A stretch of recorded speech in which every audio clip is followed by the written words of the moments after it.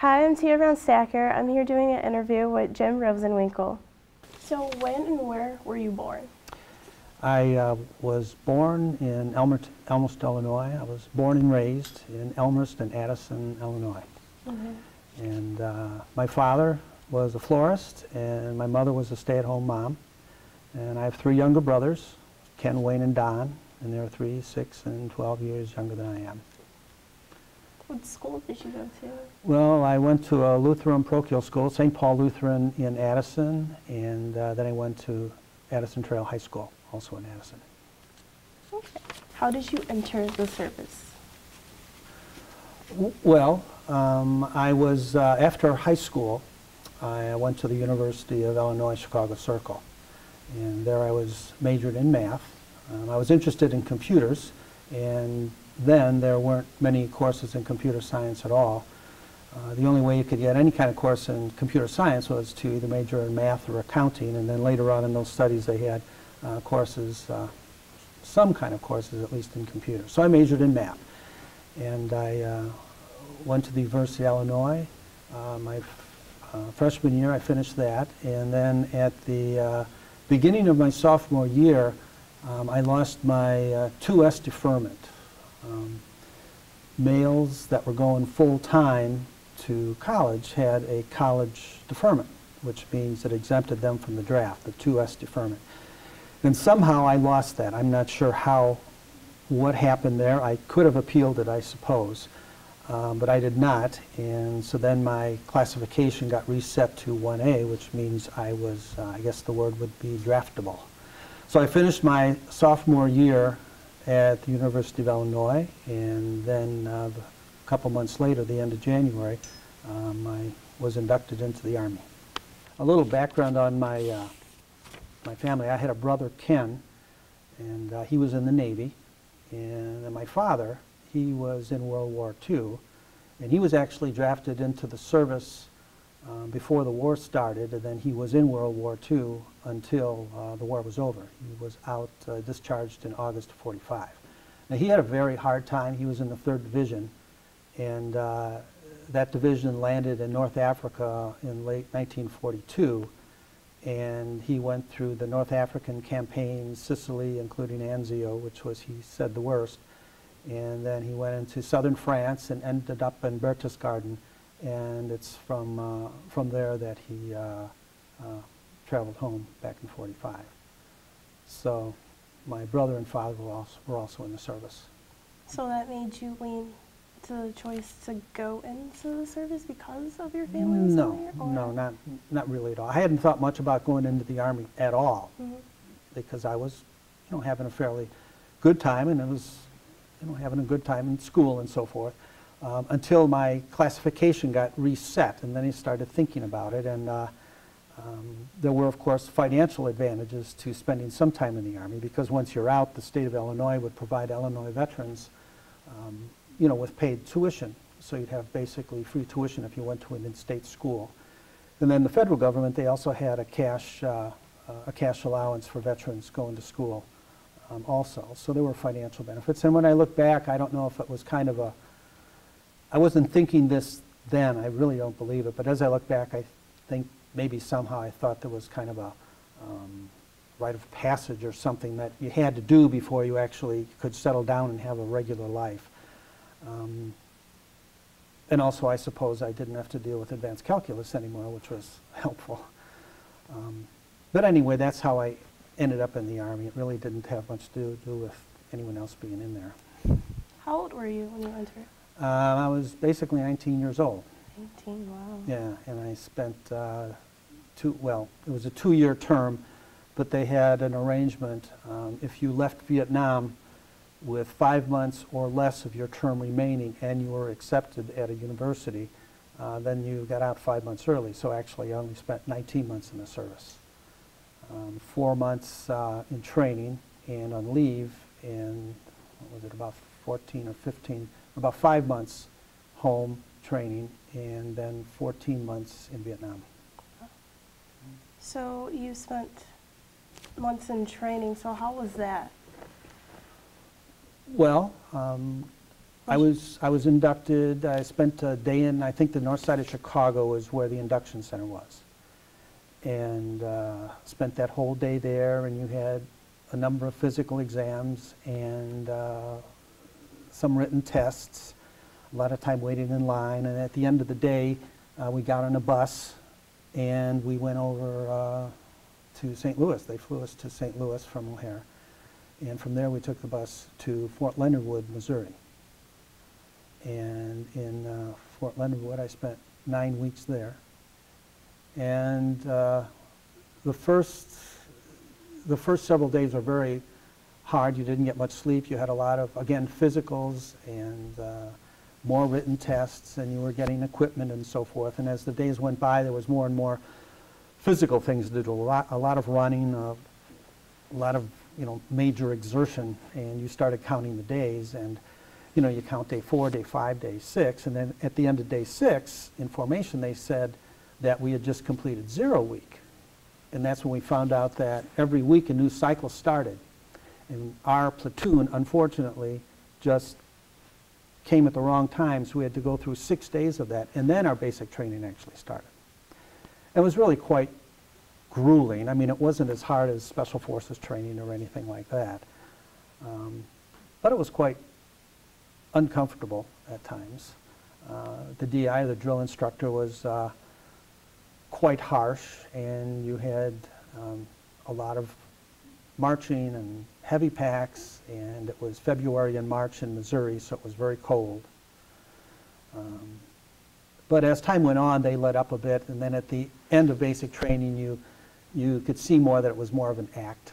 I mean, they were really nice guys. They were just giving you a hard time when you got there to wake you up and let you know that, your life is changing. I think the hardest time in basic training was, it was about 3 days when we had an overnight bivouac out in the winter, and we didn't get much sleep at all. They woke us up every couple hours, and we had to, move and then set up our little tents and then move again, and we didn't get much food, so we were hungry and tired. Very exhausting. You'd run and you'd work up a sweat, and it's 5 degrees, and then you'd stand out in the cold, and then you'd freeze for 2 hours, and then you'd run again. So it was hard.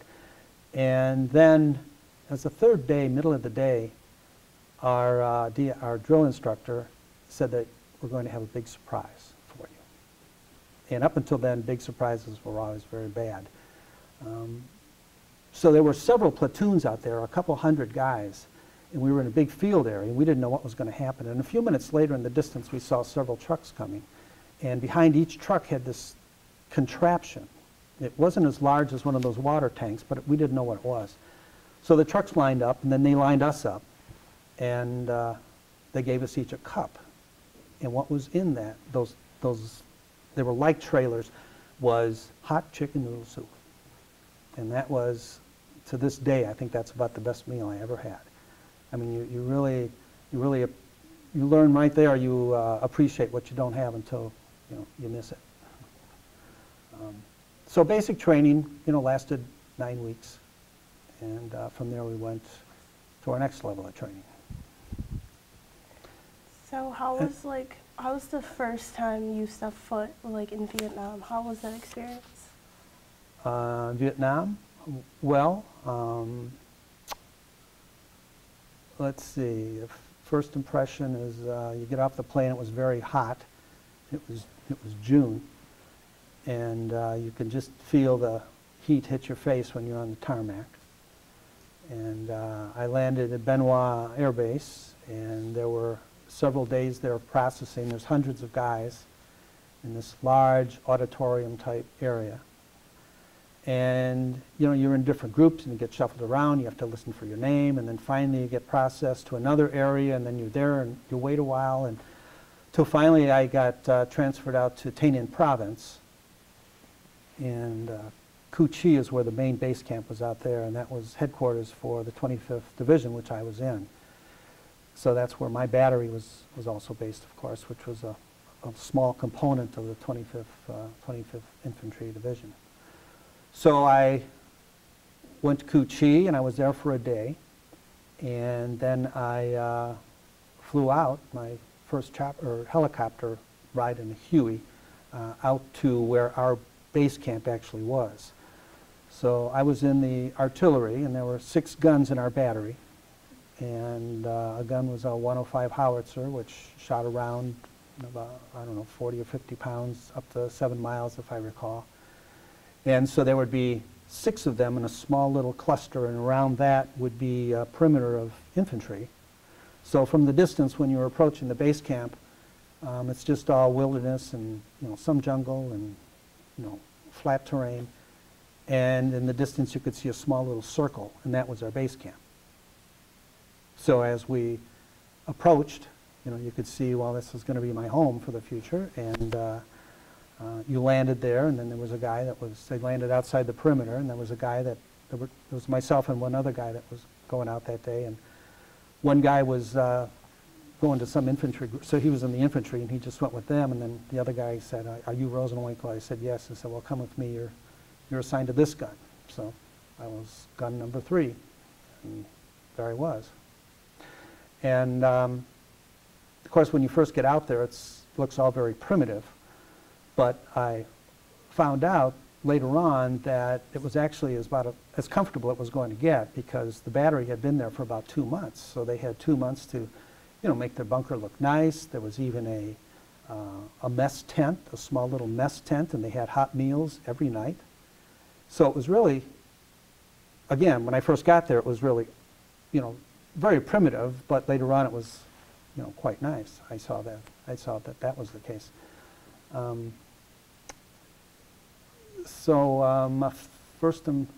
I guess one of the first things that really hit me is, since it was kind of an established area, so to speak, out in the middle of nowhere, the newest guys in each gun section, once in a while, they got assigned to help the people in the mess tent at the end of the day.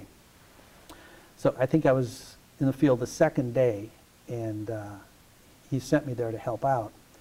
And really, I didn't have to do much. But the main thing I had to do was, you had a 55-gallon drum there, and when people were finished eating, they just scraped the remainder of their food in this drum. Okay. So it was basically a big drum full of after food, just slop is what it was. So me and this other fella, we had to pick this up, and we put it on a truck, and then they drove us outside the perimeter up to about 100 feet, you know, this side of the tree line. And you could see in the distance a group of people there. They were civilians, and they were all, you know, in rags. A lot of the kids, if they were 3 or 4 years old, they didn't even have any clothes on, and they were just, you know, running around. And as we came to a stop, me and this other fella, he had done this before, and he said, "Boy, watch this," and I didn't know what was going to happen. So we pick up this drum, and we put it on the edge of the truck, and the thing is heavy, so and slippery, and as we're shuffling it, these mostly kids up to maybe 14 or 15 years old, they gather around there, and they all have different kinds of cups. I remember one kid had like a steel pot, and we pour it over, and they put their hands in there, and they just catch this slop as it falls down. And some of them take it, and they just bring it right to their mouths, and they drink it. But I remember this little girl, she had this cup, and she was holding it with both hands, and she caught some of this slop, and then she looked at it, and then she ran around, and she went back to the tree line.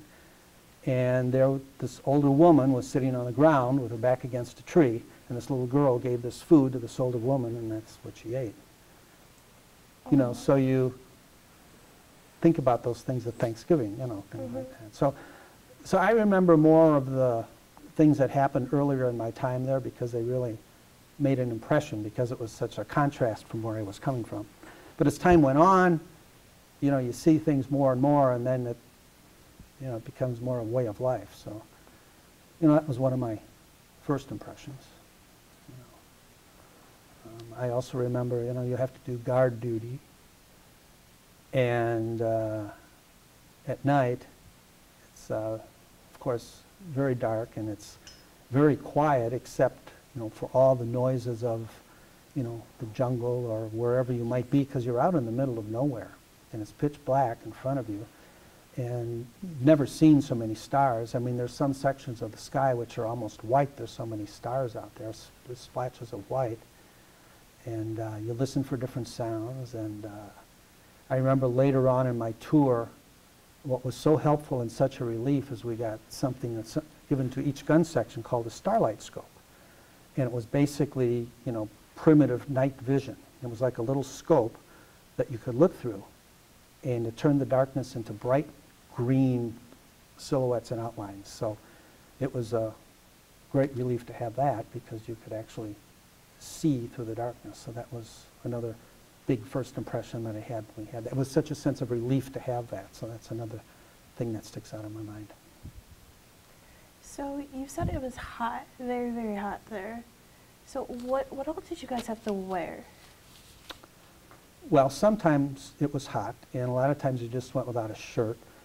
You were supposed to have on a flak jacket and so forth, but it was just awfully hot. Sometimes you just had a fatigue shirt on, and sometimes no shirt.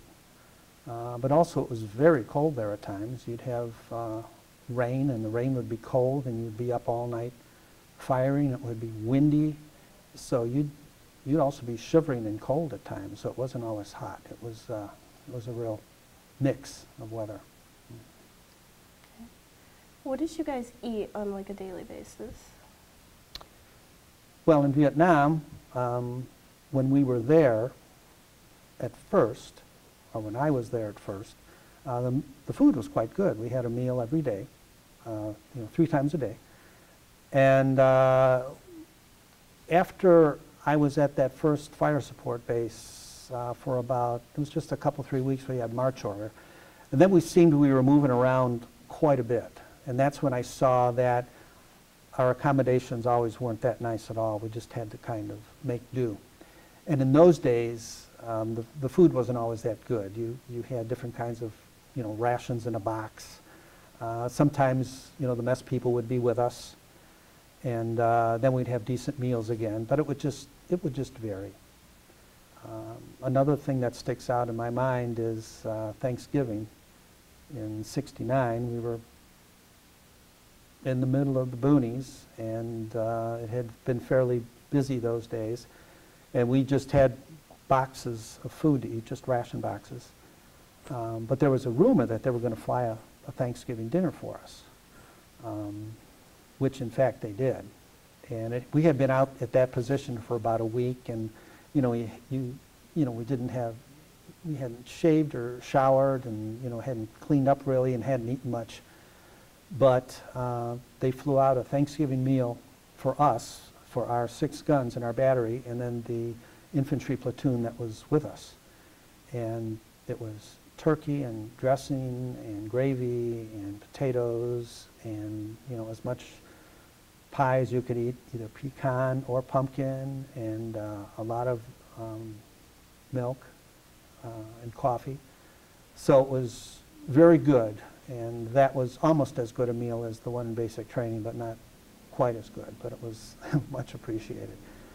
So what we ate varied a lot. How well did you adapt to the military life? How well did I adapt to the military life? Well,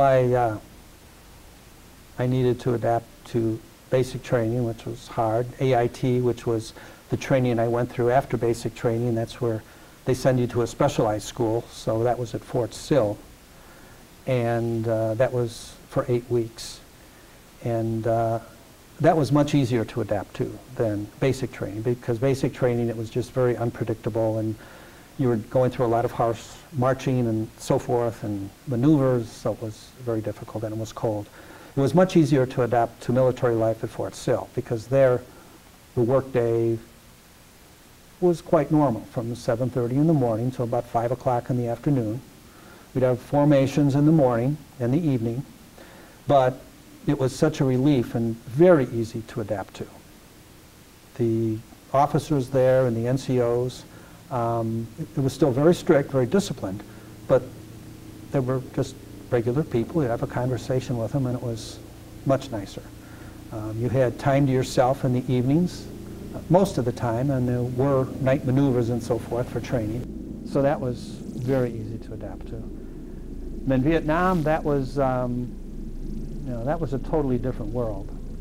So that was a bit more difficult to adapt to because it was totally foreign. So I remember another first memory in Vietnam was the you know, how everyone had specialized roles on our gun. For example, in a 105 howitzer, you had someone on a radio, and you had someone who was a loader, and you had an assistant gunner who set the quadrant, which was the height of the tube, and that was the assistant gunner, and then the gunner set the deflection, which is which way you traverse the tube. And then you had different people humping ammo. So I remember the first time, I think it was my first day or second day there, we had a fire mission when all the guns have to adjust. And, you know, when I first got there, everyone was sort of laid back and relaxed, and, you know, it was easy going, and it turned out I was in the base piece. So the base piece is the one that fires the first round that the FO then, the forward observer, looks at, and then they adjust the coordinates, and then the entire battery fires for effect. And as soon as you hear battery adjust, and that means everyone go to their positions, and it was like turning a switch, because everyone's just sort of sitting around and taking it easy, but as soon as you heard battery adjust, everyone just turned into these machines, and they just were fast, and they just knew exactly what they were doing. And it just really impressed me, because my first impression was, oh my gosh, this doesn't look good, because, you know, some people don't have shirts, and they're just, you know, you felt, you know, not real comfortable about things. But when you had your first fire mission, everyone just really turned into professionals. So that was a big first impression too. Didn't matter how slovenly they may have looked, they were really good, quick guys. So what did you miss most about serving in Vietnam? Thing I missed the most? Well, I missed a lot of things. You miss your family and your friends, I think, the most. You do get letters. You know, I think the way we communicated back home is probably the way they did it for the, you know, World War I and World War II. You just got letters. That was it. An occasional care package where, you know, folks would send you a package of cookies and stuff like that. So that was really the only contact we had. So and that always reminded you again of everything that you had at home. You forgot about, you know, all the, you know, sitting in calculus class. You think, well, maybe that wasn't so bad, and that's why I think it's been helpful for me, because I have a broader baseline to compare everything that's happened in my life to that, because it sort of brought me out of the bubble we all live in. And you think a lot more about all the things that are at home. And you know, you miss everything. But I guess the greatest thing was, you know, family and friends, and having the freedom to do what you want to do, not having to worry about, you know, being in that situation, because we would have occasionally, in our situation, we would be in our, you know, in our little perimeter, and we would have fire missions where we would be shot at from that direction, but we were shooting that way, because the main battle was maybe 2 miles that way, but then there was an action going on this side of us, where they were maybe hitting us to try to distract us from shooting at the main battle. So, you know, it was very confusing and at times quite fearful. So you miss the feeling of truly being safe. You know, so that was a big thing you miss. So what were some of the friendships you had in Vietnam? Well, friendships I had in Vietnam. You get to know many other people that you otherwise maybe would have never met if you hadn't have gone into the Army. You're with these these guys every day. Now you're there for a year, or in my case 14 months, and people come and go, you know, but there's some guys there that come about the same time as you do, and then they leave about the same time, and those are the guys you get to know for almost a year. So you get to know them as brothers almost, and you know these guys for 2-3 months, and you tell more about yourself, and you feel like you really know this guy, and then every once in a while he'll say something that sounds just a little odd. So finally you have to ask, what do you really do back home? And that's when you find out, you know, who these guys really are. And up until then, they're like your brothers, and you feel like you have everything in common. But one situation, for example, he was one of my best friends. He was never real specific about it. He never gave names, he wasn't specific, but he provided enough dots that I could connect, and I can very confidently presume that he was a young and up-and-coming guy in a family on the East Coast. And he had to decide whether he was going to be in that family for his entire life or not. And it was a big decision that everyone, and that was a rule of that family, you had to decide. And if you were in the family business, you would only leave, you know, death, you know, old age or whatever. You were in there for life. Or if you did not want to be in the family, they'd still love you, you'd still see them at Christmas and everything, but you'd never be in it. They'd leave you alone, and you could live your own, you know, normal conventional life.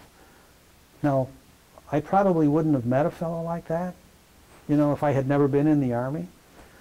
But I got to know him as a brother, and then I found that out. It's like, wow, this is strange. And another fellow I knew, a great guy, got to know him real well.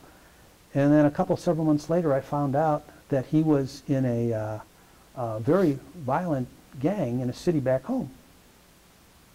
And I never would have gotten to know this guy if I hadn't been in the Army. But he was the greatest guy in the world. You know, and once we knew that about each other, it's like, well, okay, well, that's what you do for a living kind of thing. But from that, you learn that most everybody really wants a lot of the same thing. It's just that as time goes on and the environment you're in, you know, there's different crusts and there's different veneers and different environments. It kind of makes people different. But if you get rid of all of that, which is what really happened in my situation there, you see what people are really like, and people are good. You know, for the most part, people, you always have exceptions, but mostly people want the same things, you know. That's a long-winded answer. So what was some of the action you witnessed in Vietnam? Well, I was, as I said, in the artillery, and there were constantly firefights going on, and I don't know what battles we were. The only official battle I knew we were in was when we went into Cambodia. It was just after I came back from R&R in Japan. That day, in fact, when I was flying back out to the field after coming back from my week in Japan, people were scrambling around. They had just gotten march order, which means you pack up everything, you take off. And so we were in that move into Cambodia. In the group I was in, Charlie Battery, we moved around 3 different ways. One, we had a truck, and it pulled our howitzer around, and the crew was in the truck, and that's how we moved around a lot of the time. We also were in a, so to speak, air assault group for a while. We were attached to them, and that meant that a large Chinook helicopter, we'd all jump into that with basic little supplies, and then it would pick up our howitzer, and then, you know, you fly us all out to some remote area, and that's where we'd set up. And then for a couple months, we were on gun barges. And basically what that was, we'd go up and down rivers. And it was a large rectangular barge, and there was a parapet on each side, and there was a gun on each side, a howitzer on each side. In the center was a shelter for the crew and some of the ammunition. So there's no motor on it, but what would happen is the Navy was there, and they had, I don't know what they were, reconditioned LSTs or something, but they would hook up our barge, one LST to each barge, 3 barges, and we'd go up the river, you know, for maybe an hour or so. And then that would be the place where the LST would push us up against the bank of the river, and then we'd have to jump out and then tie up our barge to trees or anything we could, and then the Navy would take off, and then, you know, there we would sit, and then before nightfall, hopefully, you know, the infantry platoon would show up and set up a defensive perimeter. But throughout all that time, whether traveling by truck or air or barge, you were always having fire missions, you know, and sometimes, you know, our group was getting hit, sometimes we would just, you know, shoot a few rounds and that would be it, and other times we, you know, shoot for, you know, 24 hours straight. So it was just very, you know, unpredictable. But the first several months in Vietnam, that was the longest period of time I was ever in one place without moving. It was after that we were moving around a lot, you know, always moving and having fire missions. You know. How did you feel about returning home from Vietnam? Well, of course you're looking forward to it. I know another thing, well, when I got off the plane in Vietnam, it was a large plane, got off at Ben Hoa Air Base from, I think it was Japan we came from. I think it was Oakland to Alaska to Japan to Ben Hoa Air Base. So I was getting off the plane at Ben Hoa Air Base, and there were maybe 100 of us in a long single file walking, you know, into the so-called terminal. And then coming onto the plane was a file of guys that were going back home. And their fatigues were all light green, and, you know, guys like me, their hair was just bleached white. And I was walking, and this guy, he just stopped. He just stopped me, and he said, "Hey, thanks for warming up my seat." And it just kind of shocked me, and I don't know, I said something like, "Well, yeah, you bet." And the guy said, "Good luck," and he took off. I said, "Boy, you know, that's something." So coming back home, I thought, well, I'm going to do the same thing, because now my fatigues were light green and my hair was white, and so I think I'm going to do the same thing. So that was my first step of going home, is I picked out a guy and I said, "Hey, thanks a lot for warming up my seat." He just said, "What?" And I said, "No, take care." And he said, "Well, okay," and then he took off. So when you say going home, that's the first thing I think of. It was hard to leave the people in the field. It was a relief to go, but it was very sad when you're out in the field and the chopper takes off, and these guys that are your brothers, you're never going to see them again. And then that's the end of that chapter of your life. So you feel bad about that, but then you think about going home, and my girlfriend and my brothers and my folks and other friends were all at the airport when I got there, and my folks had a welcome home party for me, and I just pretty much forgot about it quick as I could and got back to school and got a job and let it go at that. So when you had free time in Vietnam, what did you do? Well, there really was no free time. There was no free time because you were always on call. Well, the only time we had free time was we had a week off to go to R&R, so I went to Japan. And then once in a while we were on stand down, which means instead of being out in the field, you could go to the larger base camp, which was Cu Chi. And there, I mean, you could just sleep and rest maybe for a day or so. Well, you didn't have to do guard duty, you didn't have fire missions. I mean, you were still out in the field, but it was a very large base camp that was well fortified. And all that would happen there would be maybe an occasional rocket or so would come in.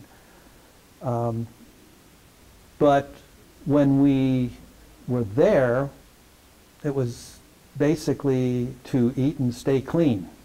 You know, that's what we did in our free time. I mean, that was about it. You know, they did have movies there, but you know, we didn't really go see many movies. There really wasn't much to do. You know. So after you returned home, how did you carry on with your life? Well, I just, you know, pretty much put it behind me best I could. I know what my father had gone through. The last few years of his life, he died several years ago. His name was Edgar. And the last few years of his life, he talked more about what he went through in World War II. So when I compare what I had to what he went through, you know, it's basically nothing. So I've always had that as kind of a baseline. I was fortunate that I did not have to go through what he went through. And he got through that he got through it okay. I mean, until the day he died, I mean, he still talked about World War II. I mean, that never left him. He just really had a hard time, and it wasn't until, you know, like I said, the last few years that he finally talked more about it. So I had that to compare myself to and say, well, you know, I should just go on because I have no room to complain after what he went through. So I just, you know, got married a few years later and finished school and got a job and raised a family, and that was it.